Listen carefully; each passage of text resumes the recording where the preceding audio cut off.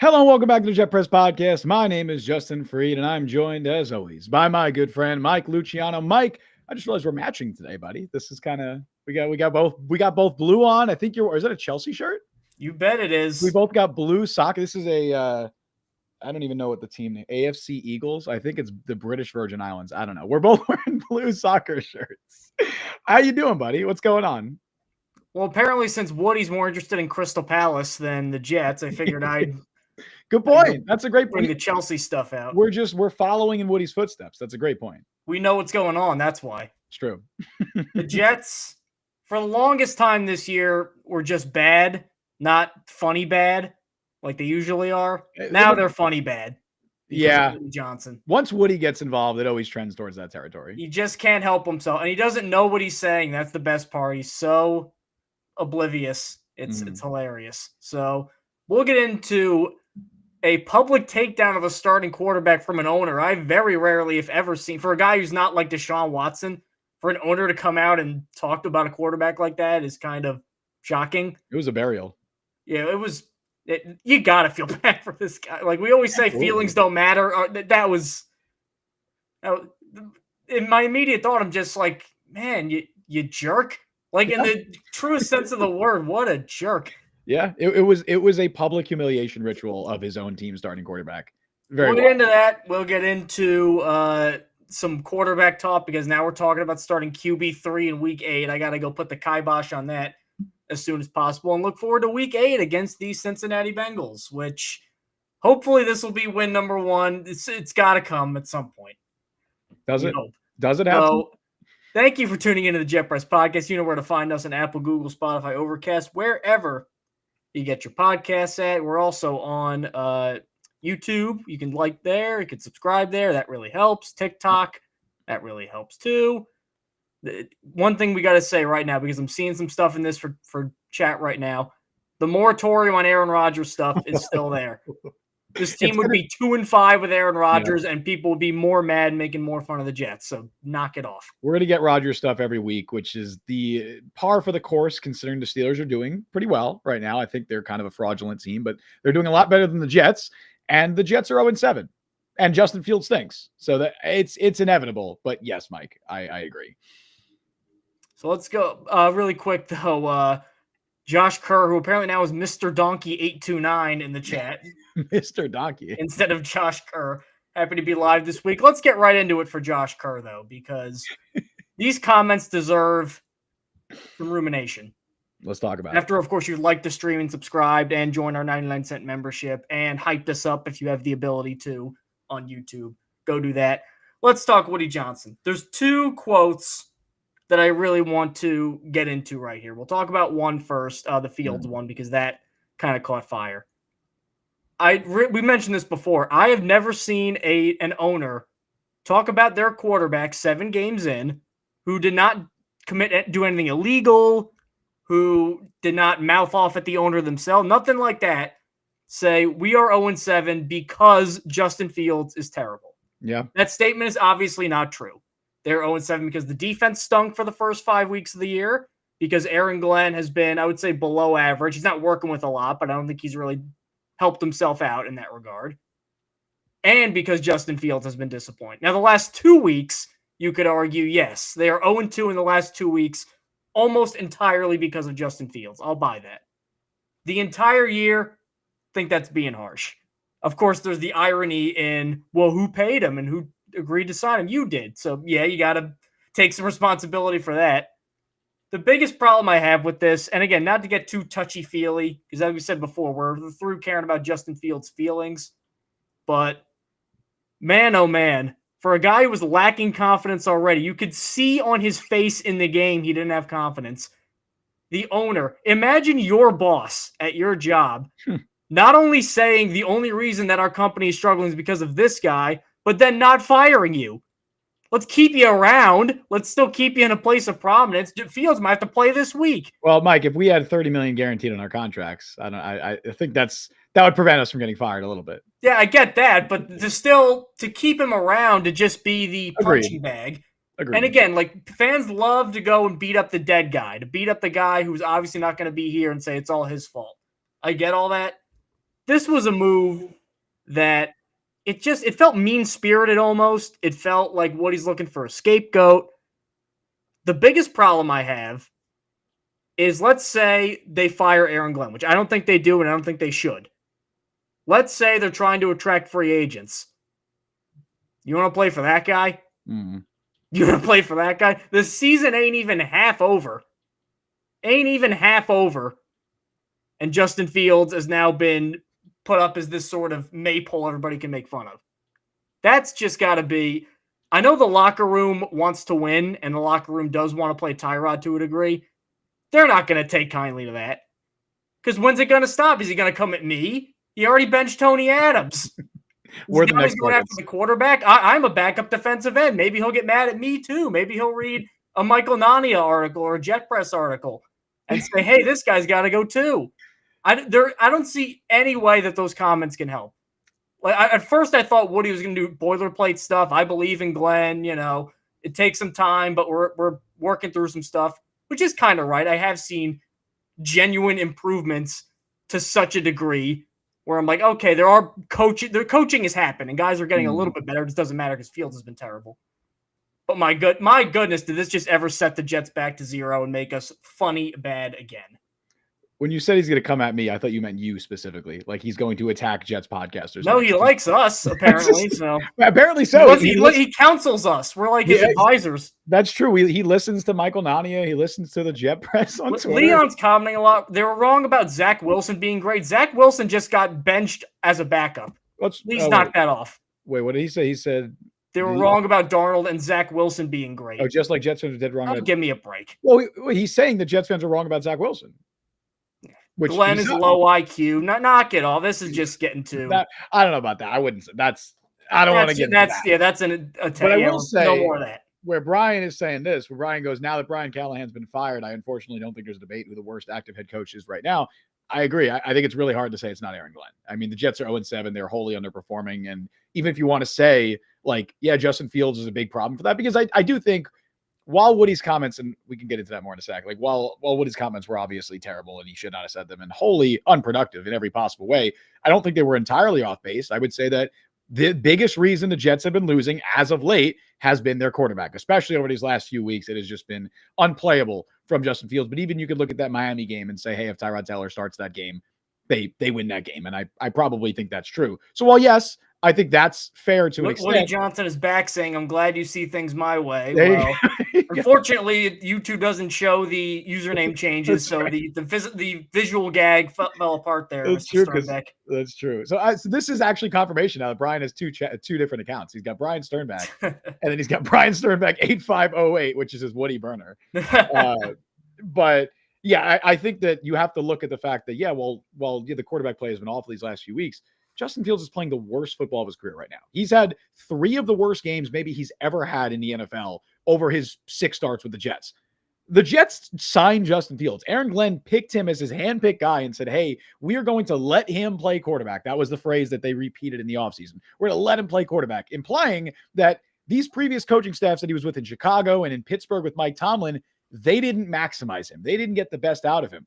Well, what do you call what the Jets are doing? Because he is attempting the fewest design runs of his career. He is playing the worst football of his career. I don't think the Jets are maximizing Fields at all. If anything, I think this situation has got significantly worse with Fields. So I think that, while Woody Johnson will sit there and say it's not on the coaching staff, it's not on Aaron Glenn. Well, I mean, it has to be, right? It's not just sheer coincidence that Fields is playing the worst football of his career. Obviously, he doesn't have a really anything in receiver right now with Garrett Wilson out, and I don't think the skill position group is incredible. And especially in the last 2 weeks, that's uncoachable level quarterback play. You can't work around that. It is, but again, I point to the coaching staff and say that they have to share some blame in that. But as far as the Woody comments go, yeah, I mean, they're unproductive. They don't help anybody. It's Woody sticking his foot in his mouth. It's Woody, like you said, Mike, fans love to beat up on the dead guy, right? To beat a dead horse.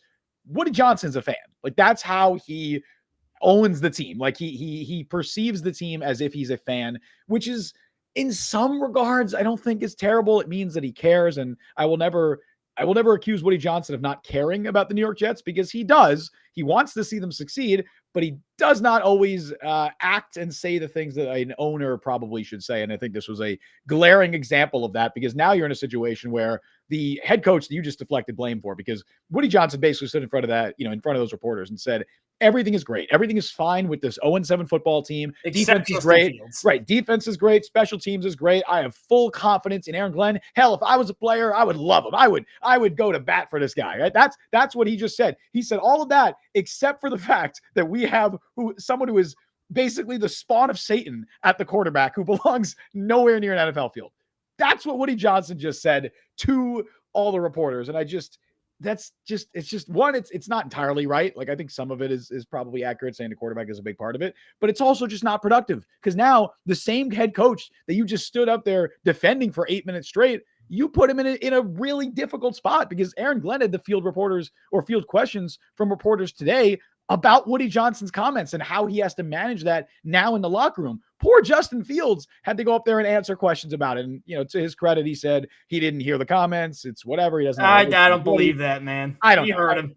Fields is not somebody that is ever going to, or at least in his career, he has never been someone to cause drama, to cause any issues. I'd expect that to continue, although this is an unenviable position for him to be in, because you also now face a reality where, and I said this either last week or 2 weeks ago, whatever, there's a world where, you obviously they have to bench Justin Fields. Tyrod Taylor should start on Sunday, and it sounds like he's going to.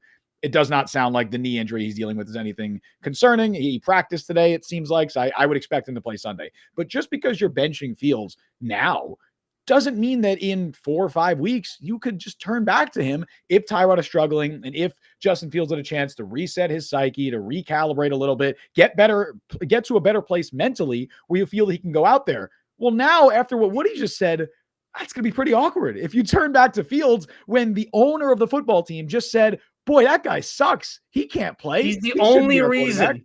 He's the only reason that we are 0-7 right now. That is just such a bad position to put your team in. It's a bad position to put your head coach in. And obviously, it's a bad position to put your quarterback in. If Woody Johnson had said, Justin Fields has not performed particularly well, but he has a ton of talent and we think we can win games with him, no problem. No problem. No problem. You as an owner can say, Justin, you can even name him and say, Justin Fields has not played pretty well, but there's ways you can massage it and say, he has a ton of talent, not all his fault. We have confidence in him. Yes. To bury him like this, look, we've been very critical of him because he's done nothing in almost a month, quarterback-wise. Yeah. But to bury him like that, is he the primary reason that they're losing? You could argue that. I would say, yeah, probably. It's the quarterback. I think he is. Does he? What percentage of the blame? I don't know, 50, who knows? It's not 100. That's the problem. That's what it looks like he tried to say. And guess who shares a lot of the blame too? The coaching staff, the same coaching staff that Woody Johnson defended. And again, I'm not expecting Woody to bury the coaching staff. He shouldn't do that. He should say, I have full confidence in Aaron Glenn. I have full confidence in the coaching staff. But you should extend that beyond that. Like, you could say, like you said, Mike, you could be like, look, Justin's not playing his best ball right now. We know what he's capable of. We've seen him play at a high level in this league, which he has. He has played at a high level before. He's better than what he's put on tape these last few weeks. That is definitive. I think I can make that statement definitively. Justin Fields is better than what he's done the last 2 weeks. You can say all that stuff while still being critical, while not burying the guy. And Woody is the master of saying things that are technically true, but he goes too far. Yeah. Like things you agree with, and then he keeps going, and you're like, okay, it's not like that. You ever watch games with a guy like that where, this guy's struggling. He's the worst quarterback ever. He's terrible. I hate him. Yeah. You're like, okay, it's not that bad. Well, it's just, down. it's that's Woody Johnson, except he's an 80-year-old man. It's fan overreaction, which, look, fans are entitled to that. You're a fan. It's not your job. This is your hobby. That's okay. Woody Johnson's the owner of the football team. Yeah, he is not entitled to publicly overreacting and burying his players or burying anybody with the organization.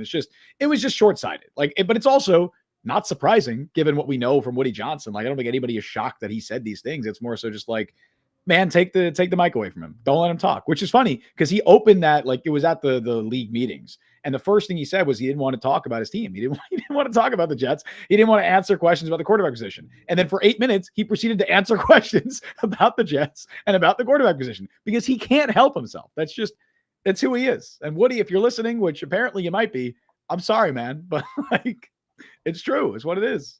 Leon has taken a break from his Aaron Rodgers defense, and he said, I don't trust Muji or Glenn based on what they did at quarterback or wide receiver 2 and 3. I mean, they haven't earned your trust. I don't blame you. We'll get to Muji because I have some points to make a little bit. I don't want to say defending Muji, but I'll get to it. But I'm not like I've offered much more leeway to Muji this year than I have Glenn. I think this roster is much better. Not like great, but it's better than 0-7. They absolutely should be better than this. The one point you could argue is like, oh, well, it's a couple points. You could say, hey, they should have addressed the backup defensive end depth more. I agree. They should have addressed wide receiver 2 more. Yeah, you could argue that for sure. They could have made. That's not disqualifying as a GM. No, it's not. And then obviously they brought in the wrong quarterback. Like that's what it looks like right now. This was the guy that they thought they can bring in, and maybe that's more on the staff than it is on the front office, but they brought him in thinking that they can get him to play the best football of his career and that you can run a competent offense with him. Instead, he's played the worst football of his career, and you can't run an offense, and you benched him after 6 games. And that was the right move. It took too long. You should have benched him earlier. Yeah, should have benched him at least a week earlier. Let's get to the other quote that he had too that I think really stood out. He said, Jets fans are the smartest in the league. And he said, they know what's going on. To give him the overwhelming mega benefit of the doubt that he does not deserve, here's what I think he meant before all the prions in his brain messed up what he wanted to say. Here's what I think what he meant. Fans knew they were punting on this year. Fields was a lottery ticket, and we're going to get Glenn and Muji a quarterback next year. That's what I think he thought, and I think he thinks that we know this year was never going to be particular. And again, we even said we were maybe a little optimistic, 6 wins, maybe 7. Yeah, clearly, I said 5 wins, and that was too optimistic. Yeah, 7 wins was the most I heard from anybody about the Jets. So we knew this year was going to be kind of rough. And I think Woody said, look, I know it's rough right now, but we got a plan in place. Glenn and Muji with young quarterback to be named, like Mendoza, Moore, Simpson, whoever it is. And he said Jets fans are aware of that. And the problem is, I don't think that was the plan week 1. I think they knew they were going to be bad. And I think they knew Justin Fields was not going to be the long-term quarterback solution. I think they wanted him to have every opportunity to be that. Yes, they gave him a shot. I don't think they expected it to be, but I think they were preparing to give him every opportunity to prove them wrong. I think that was the hope going into the year. And he didn't. And I think Woody said, look, it looks bad right now, but fans know what we're doing big picture. I don't want to say behind that plan because I don't like losing like this. Obviously, it's embarrassing. I get it. The problem is they did not portray themselves as that. Saleh and Douglas, when they came in, they said, look, it's going to be tough early on. We got to work with Zach Wilson, but here we go. The big mistake, I've said this before, I think Glenn made, is he thought the roster was better than it was. He thought I could just come in, coach him up, and we'll be okay. And then he realized, I think very early on, like, whoa, okay, this is like a tank in year 1 kind of thing. I think Aaron Glenn, there was some disconnect there. I think Woody thought tank this year, these 2 guys move on with the quarterback next year. I think Glenn and Muji thought, let's try and surprise some people. And I think that disconnect between Woody, Glenn Muji, and the fans is on full display right now. Yeah, I mean, again, the ultimate problem with the team is they have zero identity or competency on offense. Like the bar was in hell for this team going into the year. I didn't expect the defense to be elite. I expected it to be better than it has been for most of this year. It's been much better the last 2 weeks, but for 5 weeks before that, it was dog shit. It was one of the worst defenses in football. The offense, the hope was, okay, we can overcome the shortcomings we have in the personnel department because of our coaching and because of the scheme that we're going to put out there. They haven't been able to do that. And I think the offense is even worse than the numbers would suggest. Like they don't have a first half touchdown since week 1. They've scored 1 touchdown in the first 3 quarters of a game since week 1. It was the Fields Miami touchdown. Right. And that was a complete scramble play that wasn't even a designed play. That's the only touchdown that's almost impossible to do in the modern NFL. Every week in the NFL, we see teams trotting out shitty quarterbacks, and all of them have done better than the Jets. Every single one of them have done better than this Jets team with the quarterback that they gave $30 million to. So I at a certain point, like the fingers need to be pointed at the coaching staff. So like they're 0-7. They're much worse than they should be. This should be better than 0-7. While yes, we expected a retooling year, rebuilding year, whatever you want to call it. Nobody should have been expecting playoffs. The baseline was not going to be 9 wins. The expectation for me was 4, 5, 6 wins. I thought anywhere in that range is reasonably what I would expect. They have 0 wins right now, Mike. It's nearly the end of October. If they don't win against Cincinnati, they're going to be winless going into November. That's worse. That is way worse than we thought.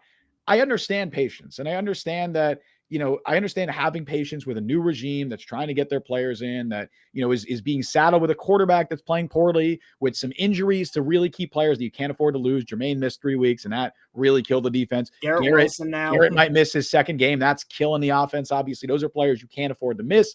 But even still, man, NFL teams, every team gets hurt. They all manage seemingly better than the Jets do. They just need to be better. My patience is wearing thin. And while I don't think Aaron Glenn is going to get fired, and I understand why that's probably going to be the case, if they win 1 or 2 games, I have no faith or confidence in this coaching staff going in the next year, which is a bad position to be in when you're likely drafting a quarterback at the top of the draft.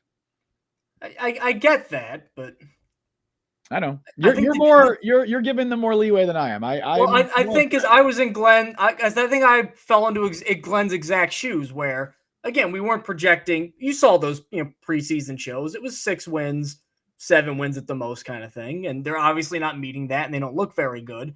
But I think I, like Glenn, kind of had that epiphany moment of like, man, this team, roster-wise, is a lot worse than I thought it was. Are they though?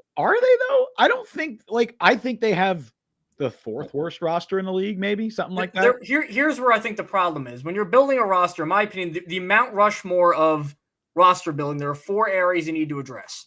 And then you could work the rest out. Quarterback, offensive line, pass rush, wide receiver. I think that's what you need in the modern NFL. And the Jets have one of those things. They have the offensive line, which is still pretty good. I mean, and they have Garrett Wilson. I know they have one receiver, Garrett Wilson, but they have a great wide receiver, Garrett Wilson, which is a luxury that other teams don't have. They have the worst wide receiver depth in the league. Yeah, fair. They have the worst pass rush depth in the league, and they may have the worst quarterback in the league. Situation in the league, I would say. And that quarterback is the guy, this was the quarterback situation they wanted going into the year. And I don't think we expected this to be the worst quarterback in the league. I don't think we expected a quarterback room of Justin Fields and Tyrod Taylor to be the worst quarterback room in the league. And I don't think talent-wise they should be. I think there are worse quarterback rooms in theory. Fields is just playing the worst football of his career. And again, who do I point to that? I point to the coaching staff who said they can make him better, who said they can maximize him, and instead he's playing the worst he's ever played. Well, that's also on Fields himself, isn't it? Yes, but again, this is the same quarterback that went 4-2 with the Steelers last year, who we've seen play decently well in Chicago. And if this staff believed, again, they said this outright. They said, we are going to let him play quarterback. They're saying we are going to coach him in a way that he's not been coached before. And that's the thing this coaching staff did a lot. They did it with Will McDonald too, where they asked something about Will McDonald and going into this year, and it was like, what's the difference? And Aaron Glenn straight up said coaching is the difference. Well, Will McDonald hasn't sniffed the quarterback since week 1. I think this coaching staff did a lot of puffing out their chest, did a lot of talking in the offseason about how they are going to maximize the talent on this roster, and they haven't done that. If anything, I think they've done the opposite. Do you know what I've wondered about Fields? What? And this may be like a conspiracy thing. You think the concussion is post-concussion stuff's impacting him? I have no idea. I mean, I wouldn't be shocked, but because I remember that because that happens with some athletes. I remember when Anthony Rizzo was hitting really well, and then he got a concussion, and then I think he played the rest of the year and hit like 1 homer in 60 games. Because ever since he came back, slower on his reads, hesitant, doesn't want to get hit, not running a lot, taking bad sacks. I wonder if that's part of it.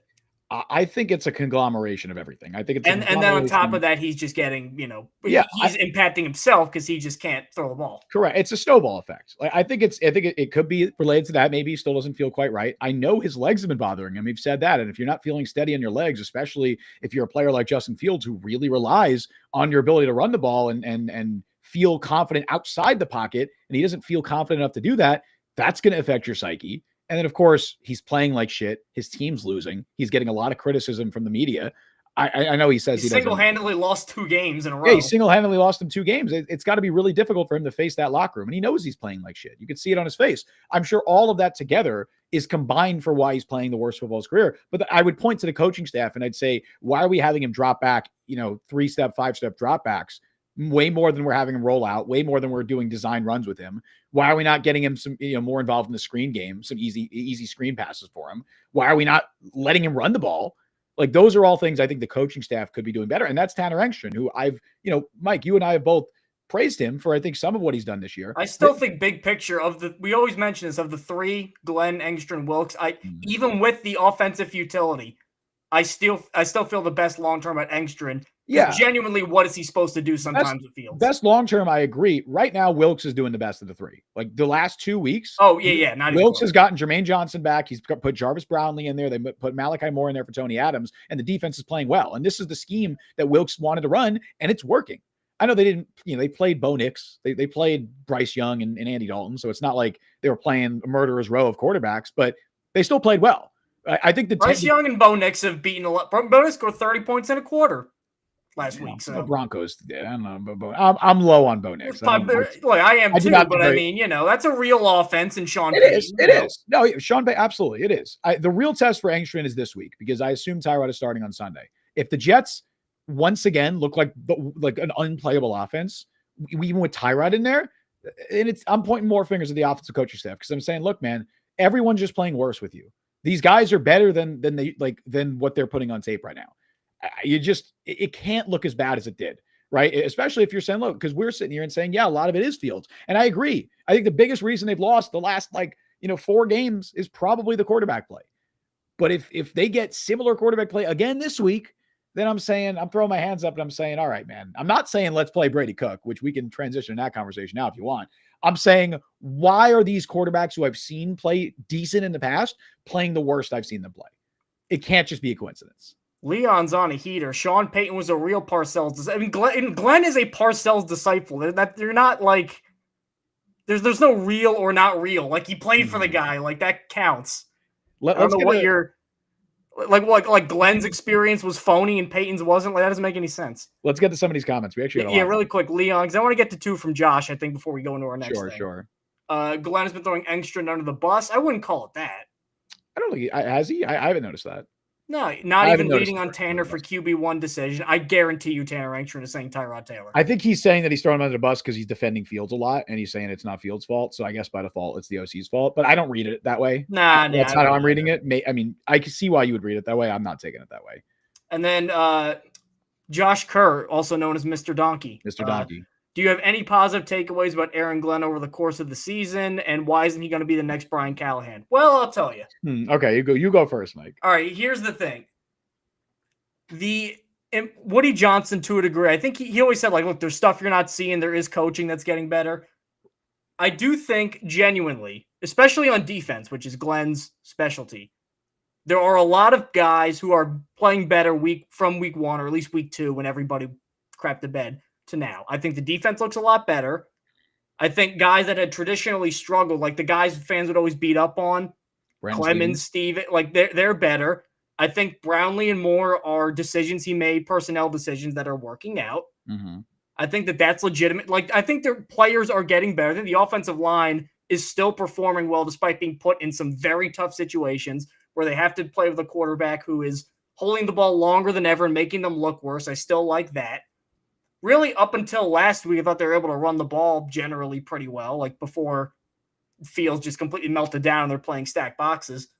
The problem being, I think all of the coaching points in his favor are being overshadowed by Justin Fields being terrible and the offense in general being terrible, which is why, if you're a Glenn optimist, which I don't know how many are out there, but there still are, the last 2 weeks in particular, I think are good for Glenn defenders in that it does look like if he just got a quarterback, this would look a lot better.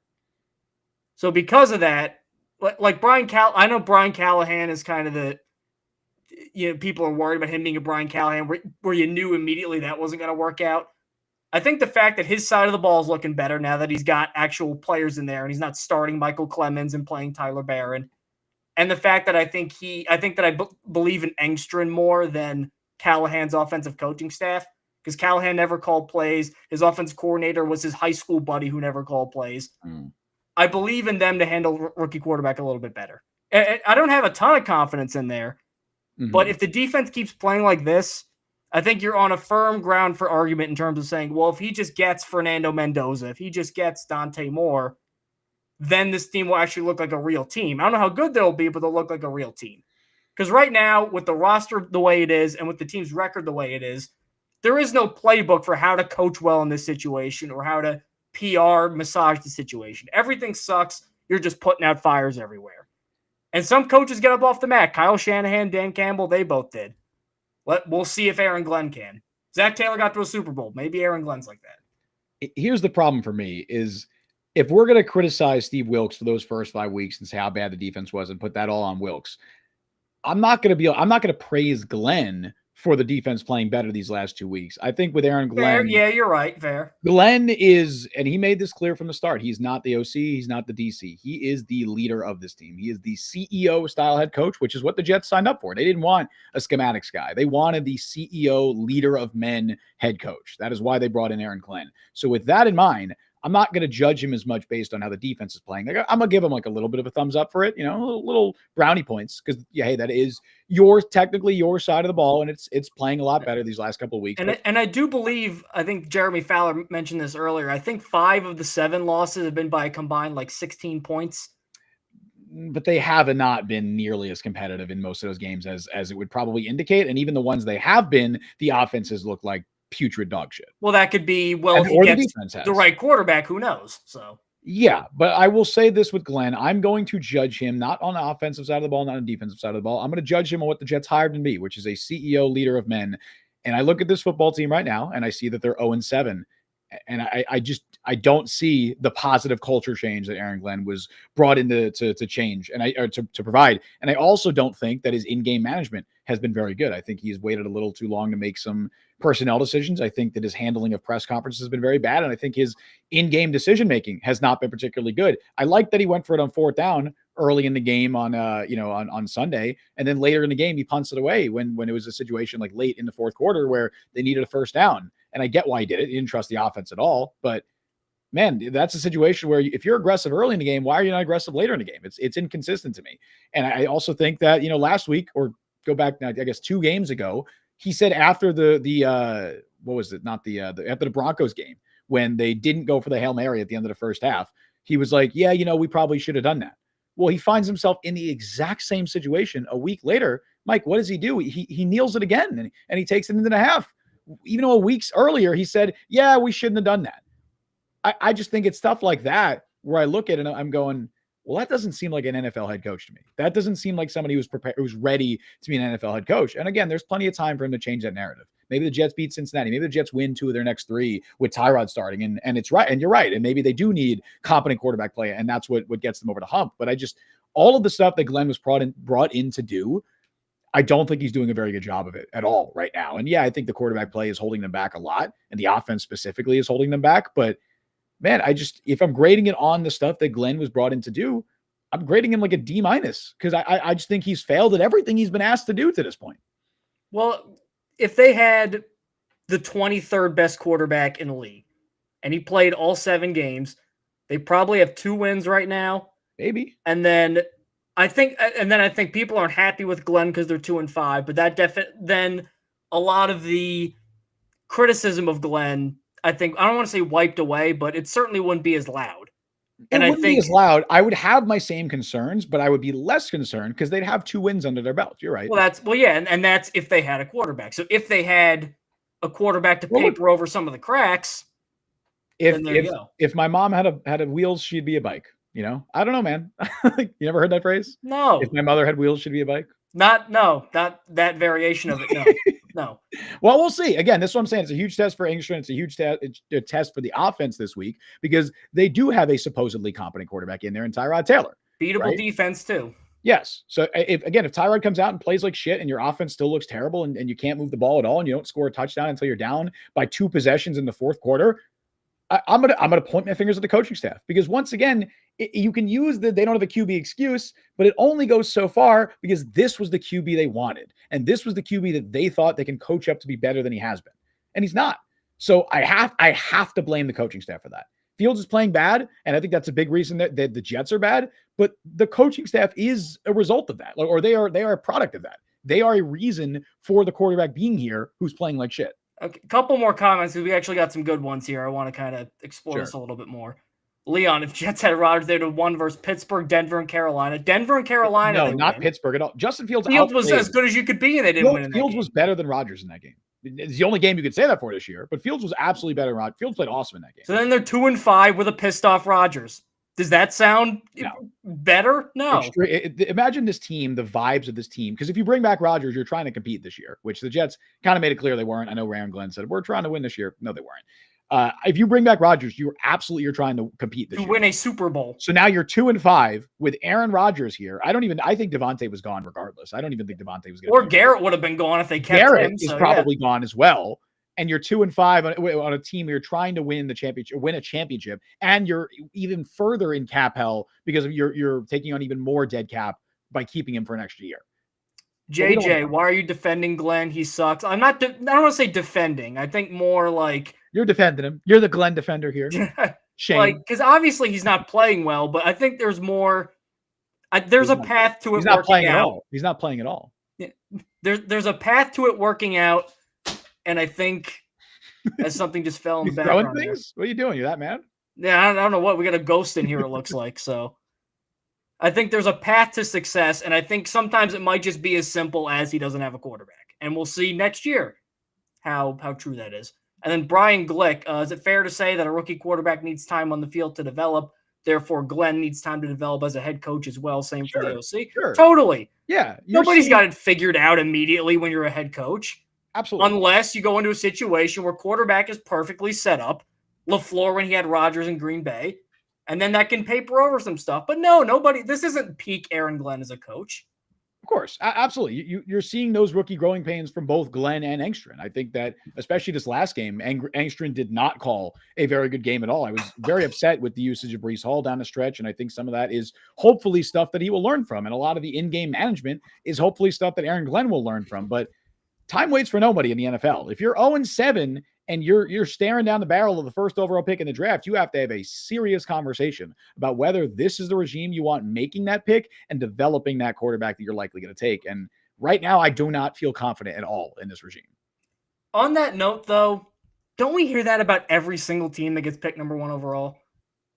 I mean, almost every team that gets the number 1 pick. Is this the right staff or whatever? Well, yeah, because they're the worst team in the league if they get the first overall pick. It's valid. To be fair, I think was it the last 4 teams in a row that got the number 1 pick? They fired picked the quarterback. The coach has been fired. You don't want to be in that situation. You don't want to be in that situation. So if there are reservations about Aaron Glenn as a head coach at the end of the year, I'm not opposed to firing him if you think you could bring in a better option. I'm not saying the Jets will do that. I really don't think that they will. But especially because this class, the options are not. Well, I forget if I've said this. I forget if I've said this on air or not, but I've said this to people in my life. I think the world where the Jets consider firing Aaron Glenn, it would have to be a very similar situation to New England last year, which is actually extremely similar because you have Gerard Mayo in New England, who was, Patriots player, was the handpicked successor of Bill Belichick. Belichick said, I want this guy to be my successor. And he was generally beloved by the fan base until he got there, until he was a head coach, and he was terrible. And then Rod Mayo also was a 2-year contract. Aaron Glenn was a 5-year contract. Correct. But even then, they didn't necessarily want to fire him. They only made that move because Mike Vrabel became available. So I think if a situation Mike Vrabel was also a former player everybody loved. Yeah, but I'm just saying in this situation, Mike Vrabel had experience, the head coach, doing it doing a good job as a head coach in Tennessee. So he was kind of like a no doubt obvious hire for New England because he wanted to be there. I think the only way the Jets would fire Aaron Glenn, unless it's like so unbelievably bad, which I guess we can't rule out because they're 0-7, but unless it gets to that point, they would have to be a situation where maybe like the Ravens fire John Harbaugh, which they shouldn't, but maybe they do. And you have word that you can throw a bunch of money at John Harbaugh and he's willing to come to New York. Well, I see no reason why he would want this. I see no reason why either. But if you get word that he'd be willing to, I'm firing Aaron Glenn in a second. I'm not thinking about that, right? I think that's the world where you'd fire Glenn. But you don't fire Glenn. I don't think the Jets are going to fire Glenn and not have any idea who their next head coach is going to be. I'm not saying they should do that or shouldn't do that. I'm just saying what I think is going to happen. I mean, look at the names that have been mentioned for the Titans job. It's Arthur Smith, Matt Nagy. I saw Anthony Weaver as the Dolphins defensive coordinator. Like, those are the guys. Well, if the Jets fire... Or if you want a past head coach, which, by the way, a lot of fans want to Pete Carroll. How's he doing? No. Yeah, like the only one that would check that box is Mike McCarthy, and he stinks too. The issue is right now, I can't scoff at other head coach I can't scoff at other head coach options when my head coach is Aaron Glenn. And that's the reality of it. I hope he proves me wrong. I hope he proves everyone wrong. Right now, as Brian Sternbach said earlier, he is almost indisputably the worst head coach in the NFL. I'm not sure you can argue that. As J. Mark pokes out, Mike Vrabel also got Drake May. There we go. Yeah, well, that's Mike McDonald got Sam Darnold. That's not the point I was making. D'Amico Ryans got Stroud. Sometimes you just need a quarterback. It's that simple. I mean, that's not the point I was making. I was just saying that's, if New England were to fire, or I was saying that's why New England fired Gerard Mayo, because, I mean, Gerard Mayo had Drake May as well. I know rookie Drake May, but still. So let's go and talk about a situation. I didn't want to have to mention this guy's name, but we got to. Brady Cook. Look, all right. We can mention his name. It's not like Brady Cook is the third-string quarterback. Yeah, for the Jets. I thought he was the fourth best quarterback in the I thought that Adrian Martinez was better than him in the preseason, but they chose Cook over Martinez. Martinez is with the Niners now. More developmental upside. Yeah. A lot of fans want Brady Cook to play. Wait, really quick. He's unknown. We don't know what he is. He could be the guy. Really quick, Leon said if the Browns ever fired Stefanski, absolutely, yeah. They're not going to. It'd be absurd for them to fire Stefanski. Like, what do you mean, really? Like, you wouldn't want Kevin Stefanski? He's won 5 games in the last 2 years. Give Mike, and you're sitting here saying, "Oh, all you just need is a quarterback." Well, that I'm saying we're doing I think it's a lateral thing. This is a coach. I think these are both coaches that are struggling because you think Stefanski is a lateral move from Aaron Glenn? I think over the last 2 years. That is crazy. That is crazy. Well, let me look at it this way. Like, Kevin Stefanski's built a really good coaching staff. That defensive coordinator, Jim Schwartz, one of the best DCs in the NFL, and the defense continues the ball. And if you want to point to, he doesn't have a quarterback, like with the Jets, that's literally the whole thing with Stefanski, with Cleveland. Well, yeah, so I'm saying him orchestrate really good offenses. We've seen him be coach of the year before. I think he's still a great NFL head coach. Well, Matt Nagy won coach of the year, and you hate him. Right now, Kevin Stefanski is getting good respectable enough quarterback play out of Dylan Gabriel. He got good quarterback play out of a 55-year-old, 85-year-old geriatric Joe Flacco. I don't. So is Zach Taylor about a lateral move with Stefanski and Aaron Glenn. That's insane. I would take Stefanski over most head coaches in the NFL. I think he's one of the best head coaches in the league still. I wholeheartedly disagree. Wow. Because I think they're going to fire him at the end of this year anyway. That'd be ridiculous if they did. Okay, if they're firing him at the end of the year, then you fire Aaron Glenn and you hire Kevin Stefanski. If they fire Stefanski, that's insane. Well, again, like if you were a Browns fan, if you're a Jets fan, and Aaron Glenn because he won 3 games last year. If Aaron Glenn won 6 games in 2 years, quarterback play being what it is, you'd still want him out. I've not actually seen Browns fans. I think Browns fans they know what they have in Stefanski. Weirdly enough, like Ravens fans hate Harbaugh, Steelers fans hate Tomlin. The ones I've seen or have talked to, not to like say, it's my imaginary girlfriend who lives in Canada, but seems like they're more like his time has come kind of thing. If they fire him, given what he's working with, I mean, what in the world do they expect with the quarterback room they got right now? But what in the world do the Jets expect with Justin Fields? Better than 0-7. If the Jets were the Browns, I'd be okay with it, Mike. I'd be fine with it. They're not. They're much worse. If the Jets play the Browns right now, they'd lose 10 times out of 10. The Browns are a significantly better team. They play them in 2 weeks. We'll see. Guess what? They don't have a significantly better roster. They don't. But they're absolutely significantly better. Why? They're much better coached. Justin Fields is indisputably better than Dylan Gabriel. I don't think it's even an argument. But guess who's playing better football right now? Dylan Gabriel. Last 2 weeks, Justin Fields, I don't think there's an argument. That's the point, because of the coaching, because of the situation he's in, because he's on the fucking Jets. If you put Justin Fields with Kevin Stefanski, I guarantee you he looks a lot better than this. Isn't that like a McDaniel, Zach Wilson thing? Like it's all timing, and he wouldn't be good for that because it's a lot of timing in their offense? He would find a way. I agree. I don't think he's a good. I don't think McDaniel didn't find a way. I don't think he's a good fit for that offense. With who? With like Tua and all his other guys. He's not finding a way. Tua's played very well for them. Not this year, but Tua has played well with McDaniel. He's obviously, everything in the Miami Dolphins are suffering from the same fate the Jets last year did, where the vibes are so unbelievably bad that everyone is playing below caliber. Their D-line is good. It's playing like shit. Everyone sucks on that team right now.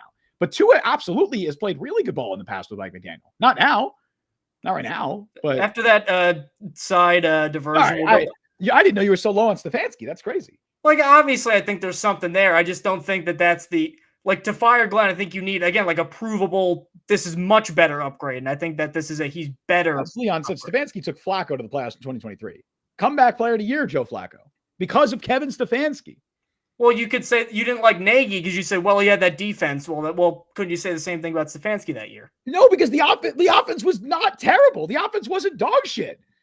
Well, it wasn't with Trubisky that year either. It wasn't dog shit. It was just that was not also great. When was that? 2016 that Nagy did that? 2018. 2018? 7 years ago. What has he done since? Back to Brady Cook. Sure. Because we are truncated for time. Sure.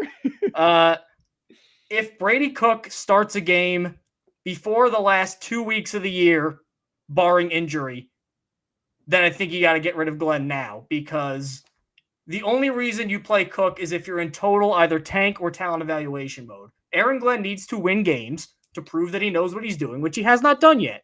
Even though I'm a little more defensive of him than most, he has not won a game. He has looked very bad. So because of that, the only, I think, solution that's tenable right now, because Justin Fields ain't going out there anytime soon, is Tyrod Taylor. Brady Cook, Jets fans apparently watch tons of Armand Membu tape, and they told me such, as to why they should have taken Tyler Warren. And now because of that, apparently they're forgetting the passing game was very rudimentary at Missouri last year. Why? Brady Cook. Brady Cook had a good, he was a 5-year guy. He had a good, I would say, senior year. And then he came back for the 5th year, and he regressed. He threw 11 touchdowns in 12 games and 2 interceptions. Now, of those 11 touchdowns, that's actually a bit of a misnomer, because Justin, 3 of them came against Murray State, Buffalo, and UMass. Hey, respect the MAC. Respect Buffalo. Respect. No, MAC. I won't. So he threw 8 touchdowns against conference, and then 2 in a bowl game against Iowa. So that's 8 against real teams, and a bowl game not everybody played. Those are Justin Fields numbers, by the way. 11 touchdowns, 2 picks. Justin Fields numbers. How did he do against Alabama? 7 of 12 for 30 yards. They lost 34-0. That was the best team you played against. Arkansas in the rivalry game, 10 of 20, $168. And that's with Membu and 2 receivers who are on pro rosters right now, Luther Bird and Theo Weiss. Brady Cook, you know why Jets fans are going to get irritated with him? He plays like Justin Fields. You mentioned it before. He does not turn the ball over, yes. He's a very good athlete, yes. His arm is worse. He's smaller. Brady Cook is a guy who you could possibly maybe make him a QB2. And maybe if they're 1-14, you start him the last 2 games to preserve the tank and see what the hell he's got. Anybody who's trying to sell me on this is the best quarterback on the roster, this is an upgrade, this is somebody the locker room will be thrilled to see out there instead of Tyrod Taylor, who it seems like generally everybody likes and wants to be out there, you can't do that to me. I don't want to hear Brady Cook's name, barring injury, until week 15 or 16. Because there is no justification for a coach that needs to win now to play QB3 in week 8. You can't sell me on that. And I don't think you could sell Aaron Glenn on that. Yeah, well, listen, I understand the fan sentiment. I genuinely do. Because from a fan perspective, if I was speaking as a fan, I would say, yeah, I'd like to see Brady Cook start this week. It'd be more interesting, right? I know Tyrod Taylor is not the future of this organization. Justin Fields has certainly made it clear that he is not the future of this organization. Brady Cook's probably not going to be, but he's an unproven, undrafted rookie who's a mystery box. I don't know what Brady Cook is. Obviously, we saw him play at Missouri. We saw some play, in the preseason. And I think there's some traits to work there with him, but I don't know what he is. So as a fan, yeah, it'd be really cool to see the rookie play. Let's see what he can do. Obviously, the Jets are not going to think that way. They're not going to look at this. They're not going to look at it as we have nothing to play for. Why not just play the rookie? They're not going to look at it as we're trying to lose games. Let's tank. That's a fan perspective. And I get that. I understand that. Players don't tank. No, neither do coaches, right? Or at least this coaching staff's definitely not going to be tanking. So I think the Jets are looking at this and they know they have to win football games. That is by far their biggest priority right now. They know they need to win games. That goes for the coaches and the players. Everybody in that locker room knows they need to start winning games. Tyrod Taylor right now gives them the best chance to win games, which is not a glowing, ringing endorsement of this quarterback. He's not particularly good, but he's the best you got. He's a backup quarterback. He's not good. I think he's better than what he did last week, but he's not good. He can win you. He can keep you in some games. If the defense continues to play well and Tyrod plays up to the caliber that we've seen him play in the past, the Jets can win a couple of games over the next few weeks because they have a relatively easy schedule. Really quick, Brian Glick, I don't want Cook to play at all. I've lowered the bar. I just want to win the coin toss. I'm pretty sure they haven't won that most weeks too. Even then it's 50-50. But by definition, it's 50-50. So I think it's lower than 50-50 with the Jets. I'm pretty sure they usually lose. They've lost it this past week. They can't recover a fumble, and those seem pretty 50-50. Where you get that? What was that? The guy who the coin flip guy. Remember the guy who coin flip predicted every Jets game? Nooner or whatever his name was on Twitter. No, I don't. It was last year, 2 years ago, whatever it was. He did the coin flip for all Jets games, and I'm pretty sure it was really accurate for a while. You don't know? Certainly better than logic because that doesn't hold up for this team. Yeah, but yeah, they're not going to start Brady Cook, and I get the fan sentiment. Now, this is the Jets we're talking about, and somebody, I think it was Leon in chat, said something about where was it? No guarantee Taylor Fields even stay healthy. Cook might be the last man standing. Yeah, this is the Jets we're talking about. Always expect the unexpected. And given Tyrod supposedly got a knee injury already. Right. So. Well, the Tyrod thing is so the Tyrod thing. I'm not. Where was it? Brian said. Yeah, he's not. I don't think he's going to miss the game. But still. Brian said dark conspiracy theory. Tyrod's knee injury is fake, so the Jets have an excuse to elevate Brady Cook in the practice squad. The Tyrod thing, based on listening to Aaron Glenn speak about it today, it does not sound like it's anything to be concerned about. It is the same knee that he had the minor procedure on, like the scope in the summer where he missed the preseason. I think it's just something that he's been dealing with since then, and it's not gotten necessarily any worse. He's day to day. I think he practiced today. We'll get the injury report very soon, but I'm pretty sure he will probably be listed as a limited participant in practice would be my guess. I don't think it's going to affect his availability for Sunday, but knowing his injury history, yeah, there's a world where he gets hurt. Absolutely. There's a world where he gets hurt on Sunday and you have to play Fields, which again, Woody Johnson, you did not know that's happening. Oh, 100%. 100%. That is a very Jets thing. What happened is Tyrod comes in, leads a touchdown drive in the first drive, looks good. Second drive, takes a hit, gets hurt. Fields comes in. 100%. Absolutely a world where that happens. And at that point too, if you're Glenn, you got to be like, what do I like? He chose to come to the Jets, man. He knows the Jets better than most, and he still chose to come here. But there's a world where Fields gets hurt. There's a world where Taylor gets hurt, and Cook is the last man standing. If injuries happen, yeah, Brady Cook's probably going to play. I don't think the Jets will play Brady Cook at any point this year until late December if injuries are not, the reason that he's taking the field. I think there might become a time for a conversation about Brady Cook, maybe in late December if the offense is still terrible and Tyrod sucks, and maybe you give Fields another shot and he sucks, and you're just looking for answers at that point. And you're saying, well, let's see what we got in this rookie who maybe had a couple of good practices. The coaching staff likes how he looks in practice. On the scout team, let's also they like how Fields looks in practice too every week. Yeah. Well, every week, apparently the Jets are the best practice team in the league. So if games were played on Wednesdays, they'd be 7-0 right now. Yeah. But I think that conversation will happen in December. It's not going to happen now, even though, again, I understand the fan sentiment. I get why fans want to see Brady Cook. From a fan perspective, it'd be more fun.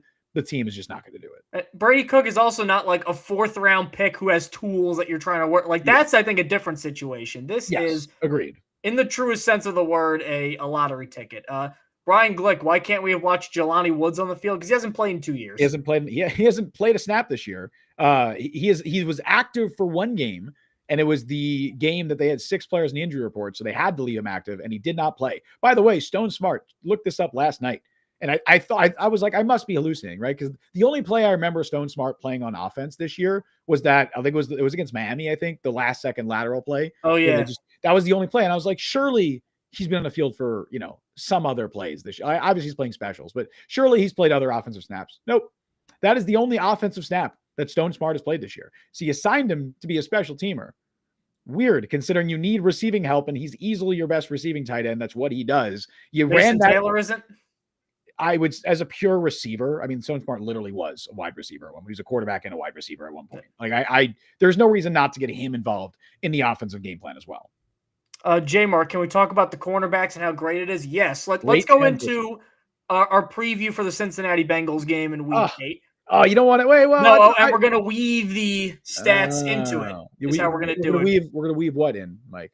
We're going to weave these stats that you've curated that I'm not going to say. What do we call that when I curate stats? I don't know. The stat segment. I don't know. I don't think that's catchy. You know what I think is really catchy? Please enlighten me. we're going to weave the GGSM, the gangrene stat machine, into hell. this preview segment. And we're going to analyze this like a game because it'd be easy to say, well, the Jets don't have a quarterback and they suck and they're going to lose. It's easy to say that. It's boring. So we're going to evaluate this like a game. That's going to be my analysis. I'm not going to lie. So let's talk about, because the cornerbacks, I think, may end up deciding this game. Because Joe Flacco, he can neutralize a pass rush and a bad offensive line because he gets the ball out quickly. Now, the Jets are not going to have Sauce Gardner in this game. Most likely. Not official, but most likely. Why is that a big loss? Well, unlike what Brandon Tierney thinks, Sauce has allowed the fewest catches in the NFL through 7 weeks, only 123 yards on 10 targets. He did not allow a single catch and was targeted one time against the Panthers, and he broke up the pass. Yep. So about as perfect a game as you can have as a cornerback. They didn't even try to throw at him. I get fans being like, whoa, Sauce doesn't make any interceptions or big plays. Like, he had one opportunity to make a play in this game, and he did. He broke up the pass. So I don't know what you want out of him. And as J-Mark says in chat, he's been good at tackling for like 5 weeks. He's been good at tackling all year. He's legit. And again, that's an improvement from Aaron Glenn. It doesn't matter because the team's 0-7, but that's an improvement. I think that actually is the play he got hurt on. Correct me if I'm wrong. Maybe he came back after that, but he got banged up on a run fill. But Sauce Gardner has missed 2 tackles this year, all season. He has 5 run stops, has not missed a tackle since week 3. He is tackling his ass off. So credit to Sauce for improving that part of his game. Now, he might not play, which means it'll probably be Azareye'h Thomas, who's looked okay when he's played, and Brandon Stevens. I'd go above okay. I think he's looked very good when he's been out there. Now, Stevens, the first 2 weeks, it looked like the worst contract ever. This guy can't play. And again, Aaron Glenn has been wrong about a lot of things coaching the Jets. I think he might have been right on Brandon Stevens. Because Stevens allowed 2 catches for 27 yards last week. Pro Football Focus has him above 76 in 3 of his last 4 weeks. And as Justin said in his other tweet, he may be the best run-defending cornerback in the NFL. He's a very good tackler. You pair him with Brownlee, those are 2 of the best tackling cornerbacks in the AFC, and they got him on one team. And A.Z. Thomas, physical tackler as well. Very much so. Like, these are the things where, like, you could point to minor wins for every bad coaching staff. And again, they don't really mean anything in the context of the Jets season because they're 0-7 and the sky is falling right now. But Aaron Glenn, we trusted him on defensive back play. And so far, it looks like he's hit there because Brownlee's been good. Stevens has been good. It's going to be tough without Sauce against Cincinnati. We don't know if he's not going to play. It seems like he's probably not going to. The good news, though, is Brandon Stevens has developed this reputation as kind of a Jamar Chase stopper, oddly enough. Like, he wasn't particularly good in Baltimore as a cornerback. He did the best against Jamar Chase. Yes. Against, like, when you look at some of the cornerbacks, it's very weird. It was like Deshaun Stevenson with LeBron back in the day. Yeah. Or Ruben Patterson with Kobe way back when. Like, he for some reason, a reverse way, Stevie Johnson against Revis. Yep. Like, Brandon Stevens is Jamar Chase's Stevie Johnson. Yeah. And because of that, and if Thomas keeps this up, I don't think they're going to be particularly great because Chase and T. Higgins are tough no matter what, and Flacco is coming off a very good week. But I think Brandon Stevens and Thomas can shoulder the load for a game, and I think you do have to credit Wilkes and Glenn for that improvement. Absolutely. I mean, Stevens was their biggest free agent signing outside of Justin Fields. This was the only player that they signed to a more than 2-year contract was Brandon Stevens. And it was a signing that was universally panned. We criticized it significantly. And how could you not? Brandon Stevens was one of the worst cornerbacks in the NFL over the last couple of years, but he's been playing very well. I mentioned in that tweet that 3 of the last 4 games, he has received the PFF coverage grade of 76 or higher. In his entire NFL career prior to this year, he had 1 single game PFF coverage grade of 76 or higher. He's had 3 in the last 4 weeks. Obviously, PFF, single game PFF grades are not the best barometer of performance, but I think he's playing very, very well. And if you bring up that other, I'll bring it up right here. The other one where it's the run defense and tackling, he's second in the NFL in run stops. The only guy higher is, I believe, Andrew Phillips of the Giants, who has like a 19% missed tackle rate. Stevens is second in the league in run stops and has a 5.3% missed tackle rate. And then you throw in Brownlee, that's his specialty too. Absolutely. Stevens has missed 2 tackles this year. He also has the 3rd best PFF tackling grade. I mean, he's been everything you wanted out of a physical man corner as a run defender. He's a physical man, Justin. I like that. He's a physical man, grown man strength. And Don't get into Connor Hughes with dart territory now. oh, don't challenge me on that. I will. But yeah, he's been awesome these last few weeks, and this is gonna be a big test for him. It's gonna be a big test for Zaire Thomas. I'm glad that you mentioned the Stevens Jamar Chase thing, because it's weird. Even though Ravens fans hated Brandon Stevens, they knew every time they played the Bengals, let's put the chase stopper on him. Let's put Brandon Stevens on him. And weirdly, it would work. From his last game, I have the numbers here, or I don't know if it was his last game against him, but this was a game in November of 2023 against him. He was lined up against Chase on 22 of his 35 routes. By the way, 15 of those were in press coverage. Press coverage against Jamar Chase. Very difficult to do. Allowed 2 catches for 2 yards against Jamar Chase in that game. That's unreal. Wild. That is wild. Brandon Stevens weirdly has played his best ball against Jamar Chase. So if there's any week that Sauce is going to miss, because Mike, if Sauce was playing, they would have Sauce Gardner on Jamar Chase. And it'd be hard to say no to that. It'd be hard to argue against that, even though Stevens has done well. Weirdly, if you're going to have Sauce miss any game, obviously not good that he's missing a game against Chase and Higgins, but you might have the secret sauce, no pun intended. You might have the kryptonite here against Jamar Chase and Brandon Stevens. Big test for Zaire Thomas as well. And like I said, if we're looking at the offense really quick here, I think it's a big test for Tanner Engstrand to say, you got Tyrod Taylor starting against a bad defense. Cincinnati's defense bad is secondary too, very especially bad secondary. I mean, I was watching the what was the Bengals game? Steelers. What was the primetime game they just played? Was it Steelers? Yeah, the Steelers game. Some of that safety play, dude. Geno Stone had one of the worst safety reps I've seen from any safety all year in that game. They have Jordan Battle, who's fine. Dax Hill's fine. You know how good you got to be as a player that the Ravens drafted. Because again, I was covering them when they had the whole Patrick Queen left, Derrick Henry. They brought him in. I was there during that whole period. You know how bad you got to be to get 7 interceptions, go to a division rival, and the fans went, "Nah, okay." Yeah, that's what happened. Yeah, we're all right, fine. We lose them. Okay. And Hendrickson is still hurt, right? He's not going to play this week? I don't think he is, no. Yeah, or you don't think he's hurt? No, I don't think he will play. He's limited at practice, so we'll see. We're going to have to monitor that. I don't know the status of that. Obviously, that's a big loss if they don't have Trey Hendrickson. But this is a winnable game for the Jets if they get competent quarterback play and the defense holds up, which, again, tough challenge because Flacco's playing well. The real thing is the Jets need the pressure, Joe Flacco. They have to get pressure. This offensive line is very beatable. Correct. And against Flacco can't escape.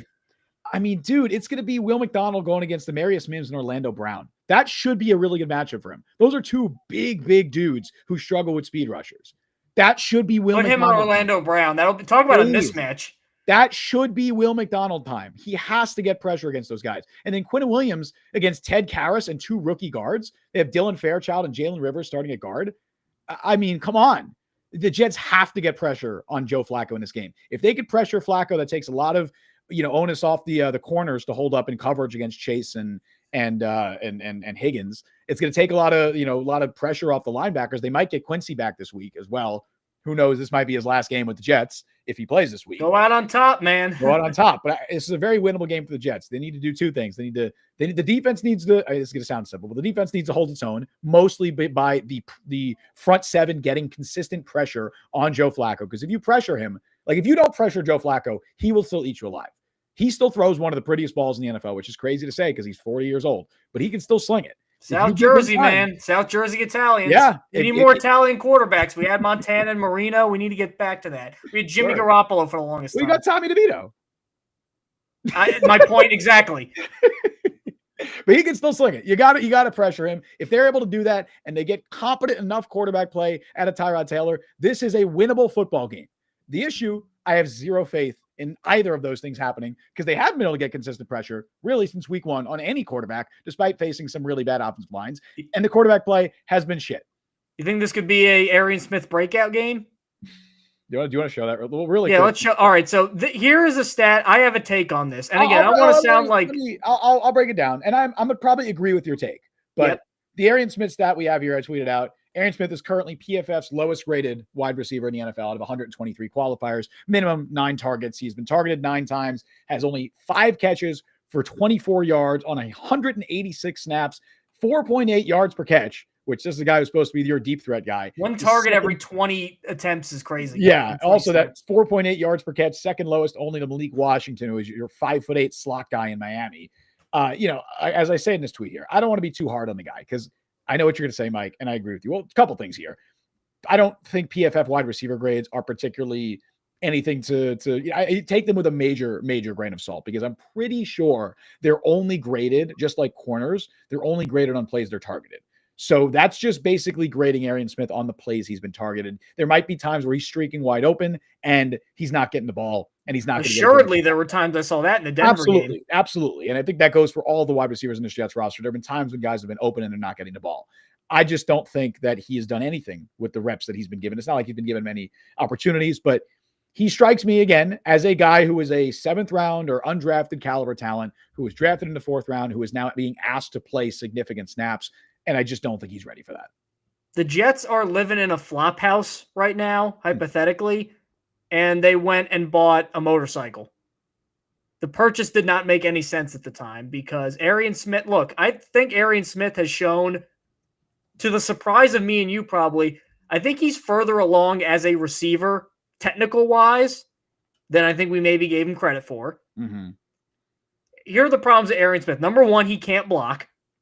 So for a team that needs to run the ball a lot to win, correct, they either are throwing immediately when he's in the game, it's a dead giveaway because he can't block, or it hurts your ability to reel off explosive runs because he's a downgrade from Reynolds and even Lazard in that area. The other problem, too, is this outside of Fields with that one Garrett Wilson throw in week 1. I mean, when was the last deep completion they had?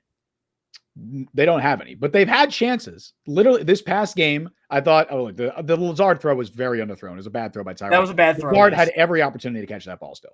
He did not attack. Lazard is, I know others have saying this, Lazard is an empty jersey. He does not belong on the field. He is so checked out. It's not even funny. He doesn't want to be on the field, and I know other players in the locker room probably see that too. I do not understand the logic of continuing to trot out a guy who is contributing nothing for your team and doesn't want to be out there.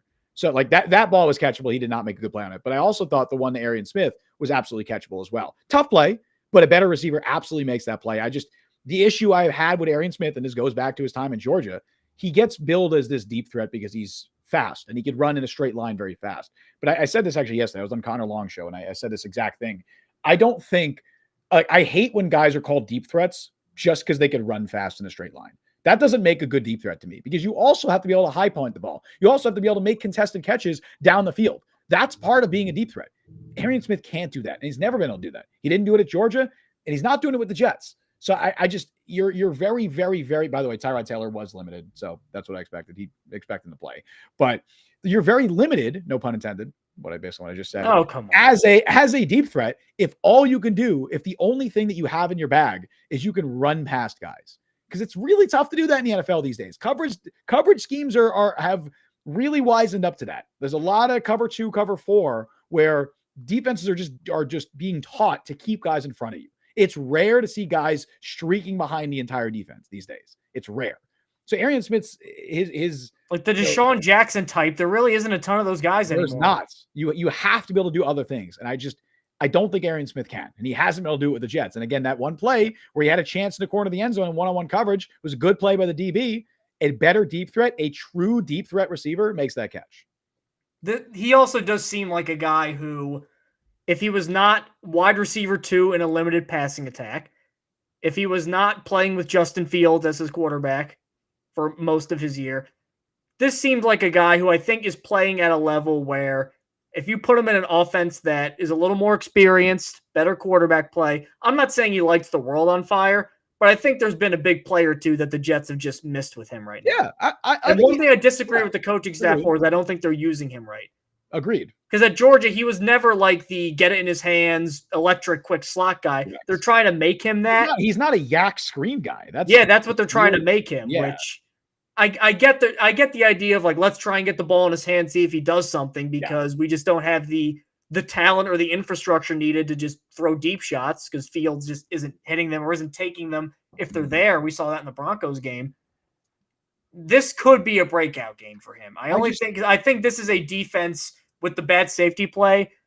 I think it's primed for maybe he gets behind him, and I think Tyrod will probably see him if he's open down there. And Fields, I don't think will. Maybe, or he will, and he'll go and get sacked. Maybe the better conversation is kind of what I was just hinting at. It's like, maybe that archetype is just kind of going away in the NFL. When's the last one-trick pony speed deep threat that like farm maybe Jamison Williams, but even Williams could do other Rashid stuff. Shaheed, I don't know. He can still do other stuff. Like he can run underneath routes a And lot more. Jamison Williams is just faster. Like he's like Tyreek Hill fast. So. But you just the days of having your wide receiver 4 be the guy that you just send streaking down the field and hope he beats the defense. There's no Devery Henderson ain't walking through that door. Honestly, this is going to sound crazy. Mac Hollins is a better deep threat than Arian Smith. I would absolutely much rather have Mac Hollins on this football team than Arian Smith because you're going to throw him contested catches down the field and he'll make some of them. He's not going to run past guys, but I'd much rather a guy who can make the contested catch in coverage, because it's not like Arian Smith is getting these wide open deep shots every game. I don't think he is. I think he's been open on some underneath routes, intermediate routes. Yeah. I'm not saying this is the difference between him looking like Deshaun Jackson and what he's been now, but I just think one thing you can't dispute is this Jets offense has left meat on the bone as it pertains to him specifically. For sure, 100%. I just think drafting even if he was considered like a 4th round talent, drafting a guy like that in the 4th round, I think you're asking a lot for them to carve out a role in today's NFL. A guy who can't block, who has drop issues, and is not particularly great, under intermediate and underneath route runner, who you're asking to just run past, and he can't catch in contested catch situations. The one thing he does well is he's fast and he can run really fast in a straight line and get behind defenses. That works a lot more in college than it does in the NFL. When you just have an athletic advantage. Exactly. So I think that's actually a really interesting conversation. And we didn't really have too much around the draft, but because it was kind of focused a lot on the drops, which have not. Before we get to predictions, one more thing. I've seen some tweets like this. Are people really thinking Darren Muji had a bad draft?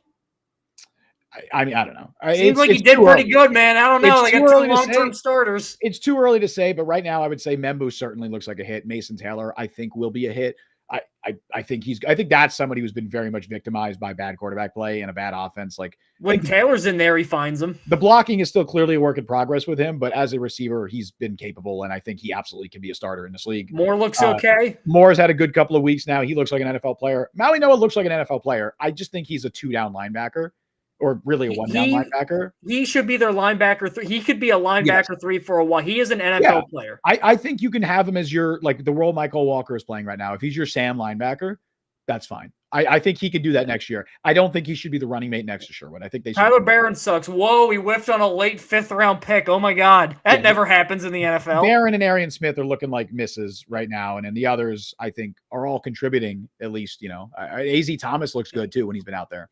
What were we saying about the 2020 class during his rookie season? Yeah, well, it's too early. I agree with that. Denzel Mims was struggling then, and that was a point of contention. Remember what draft class was Bless Austin 2017, 2018, whatever that was? When everyone thought he was Gase. Because he was a 6th round pick, and everyone was like, oh man, he's gonna be like, he had like 1 year where he was really. Bryce Hall, another guy. Was Hall 2020? Let's see. 2020 was Mekhi Becton, who I think Hall was halfway decent his rookie year, and then he got fat and hurt. So Hall and Eccles were both 2020, right? Jabari Zuniga wasn't playing. Yikes! Now, yeah. Ashton Davis, I don't think he played much that year. Oh, Cam Clark was 2020. Cam Clark never played. James Morgan never played. LaMichael P. Ryan barely played the year. Bryce Hall. I remember that class being like. Were we praising that class? I remember when it happened. I remember liking the Becton and the Mims. I thought Becton was okay. I thought Wirfs was the better player. Yeah, turns out he was. And then I remember liking Mims a lot. I just whiffed on Mims. Eccles was 20. Oh yeah, I knew that. Eccles was 2021 because he was drafted with Michael Carter, and then both of them both Michael Carters, but Michael Carter and Eccles both started at corner as rookies. This class rookie year has been much better than 2020. Yeah, I agree. They're playing a lot, so that helps. But yeah, I agree. Really quick before we get predictions. Well, now let's do predictions first. Then we'll get to Brian's trivia question. We'll end with the trivia question. Okay, we want to do that too. But let's do predictions. Mike, what are you thinking? Bengals 21, Jets 17. Okay. I think the defense is not going to be locked down like they were last, but I think it stays hot. I think that eventually one of those receivers, Higgins, Chase, Andre Yoshivas, somebody is going to make a big play. That's a lot to keep corralled for an entire game. Mm-hmm. I think Taylor moves the ball well enough. I think they end up scoring a touchdown not in garbage time, which is amazing that we have to clarify that can happen. But that's where we are. I don't know, man. I don't know if they will. I think it's going to be a fairly, honestly, unremarkable, close loss that I think I'm going to be probably on the post-game show saying maybe if Glenn had a different quarterback, they could have probably won that game. And I think it's going to be one of those. Like the losses where you said earlier in the year, be competitive, hang with teams, and then lose. I think it's going to be one of those games, honestly. You know what? I'm gonna make a wild, weird prediction here. Ready? Because we always go basic scores, boring scores, right? I'm tired of the 21. 62 to 58 or what? No, 58. You think this? Well, they're not scoring 58. You said wild. I don't know. They're not scoring 58 for the rest of the year combined. The Jets. 62-0. Okay, what? I'm gonna say 26 to 15. And here's what happens: 3 Bengals touchdowns, field goal. They get a safety. Maybe penalty in the end zone, maybe Olufashinu holding penalty in the end zone, something like that.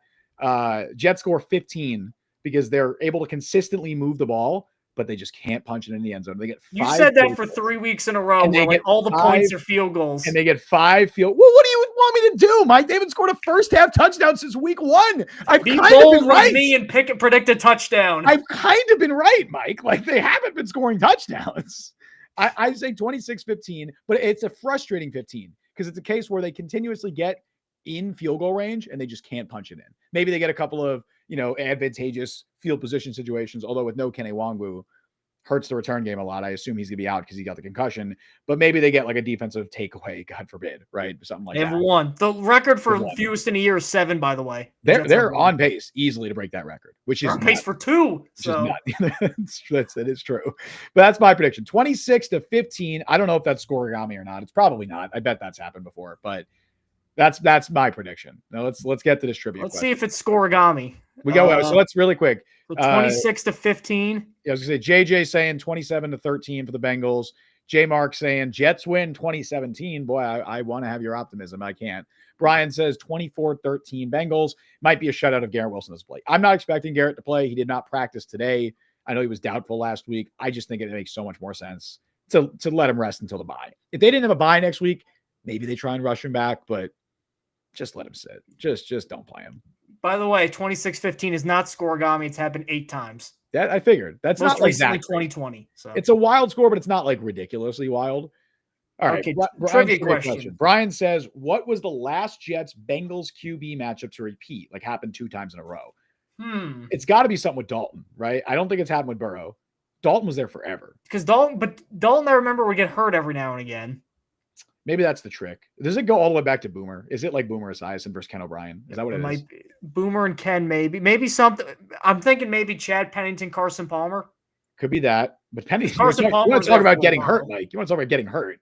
Pennington. Oh yeah. Well, no, because Pennington was like on the way down when Palmer was coming up. My guess is Dalton. Gino.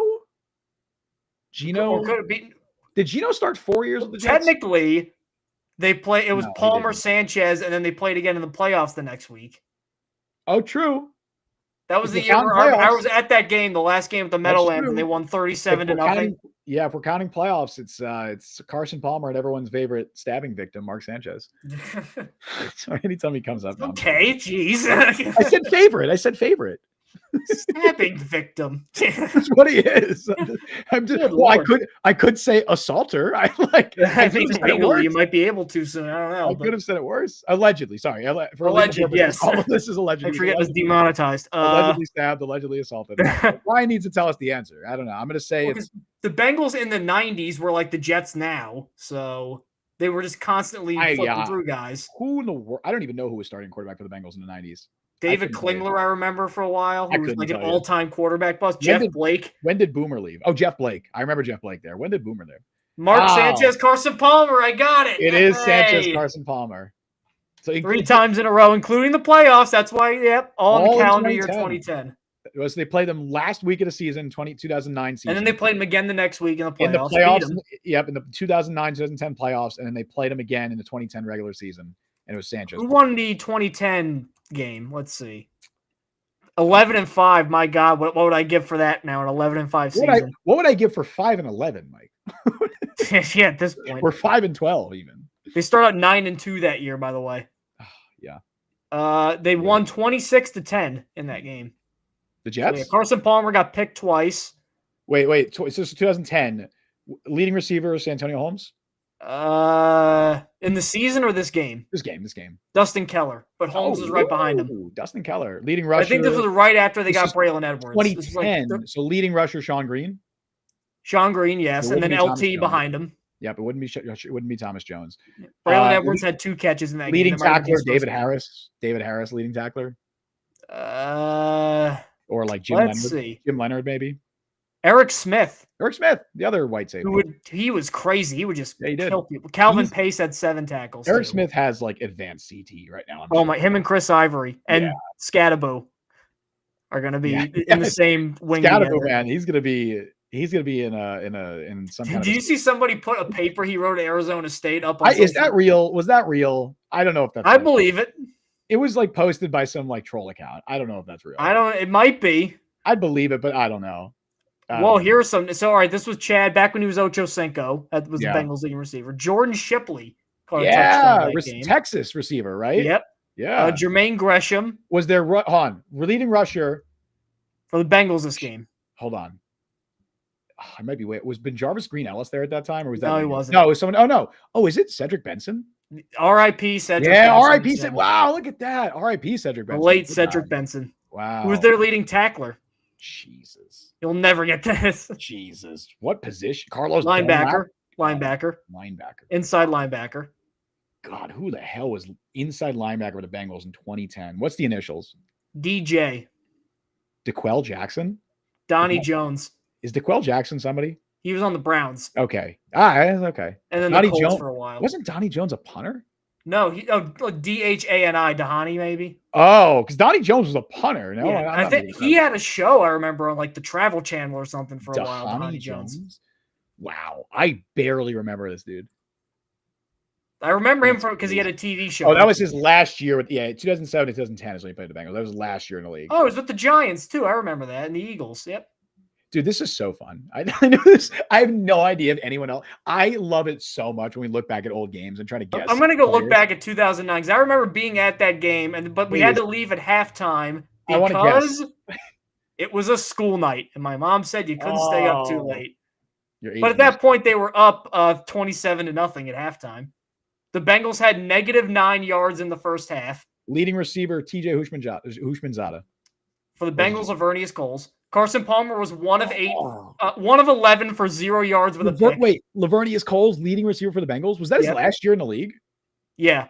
Wow. So Carson Palmer, 1 of 11, 0 yards with a pick, and then they benched him for JT O'Sullivan, who completed 3 passes. JT O'Sullivan. Doesn't he run the QB school thing? Is that JT O'Sullivan, right? Yeah. You bet. Wow. Mark Sanchez, 8 of 16, but it was Thomas Jones, Sean Green, Jericho Cotchery, 5 catches. Jets leading tackler Bart Scott. In that game? Yeah. No, the leading tackler had 4 tackles, and it was Marquise Douglas. Oh, man, I'm never getting that.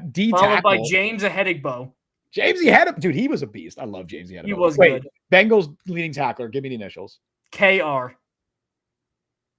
Oof, absolutely nothing came to mind.